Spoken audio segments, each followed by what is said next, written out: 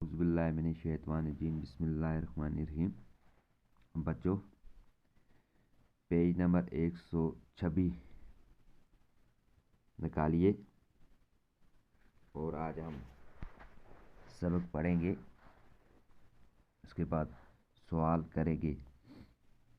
तो बच्चों, जहाँ तक पढ़ा था यहाँ से आगे पढ़ेंगे।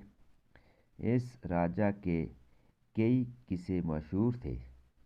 इस राजा के कई किस्से मशहूर थे जिनका लोग अक्सर जिक्र करते थे।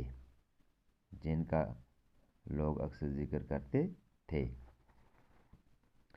ऐसा ही एक किस्सा शिकार से मुताल्लिक है। कहा जाता है कि राजा को शिकार का बहुत शौक था। एक मर्तबा वो अपने दरबारियों के साथ शिकार के लिए निकला। कई दिनों तक जंगल में घूमता रहा मगर उसे कोई शिकार न मिला। कई दिनों तक वो क्या करता रहा? जंगलों में घूमता रहा मगर उसे कोई शिकार नहीं मिला। वो मायूस होकर एक टेले पर जा बैठा।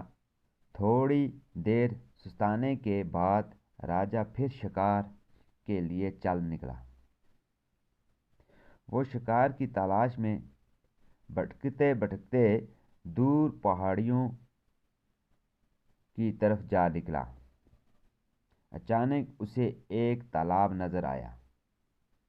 उसने तालाब के करीब जाकर देखा कि एक शेर और बकरी इकट्ठे तालाब से पानी पी रहे हैं। तो बच्चों, जहाँ तक आज पढ़ेंगे, कल यहाँ से आगे पढ़ेंगे।